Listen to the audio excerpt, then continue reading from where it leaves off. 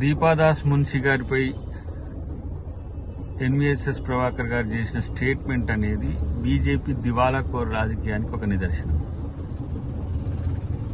ఇలా అవినీతి, అక్రమాలు, అబద్దాలు పెట్టుబడిగా బతికే పార్టీ దేశంలో ఏదైనా ఉందంటే బీజేపీ.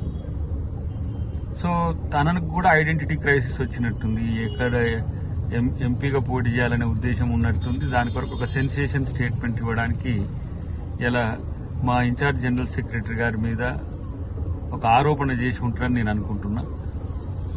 ఈరోజు బీజేపీ ఏ స్థాయికి దిగజారుతుందంటే ఇదే ప్రత్యక్ష ఉదాహరణ. ప్రియరంజన్ దాస్ మున్షి గారి సతీమణి, తర్వాత దేశ రాజకీయాల్లో ఒక మహిళ,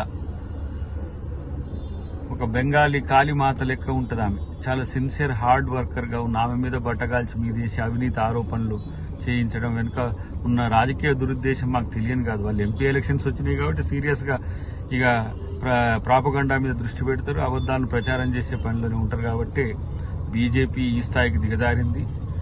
ఇలా ఎన్వీఎస్ఎస్ ప్రభాకర్ గారికి ఎంపీ సీటు కావాల్సి ఉంటే ఇంకో ఆల్టర్నేట్ ప్రయత్నం చేసుకోండి.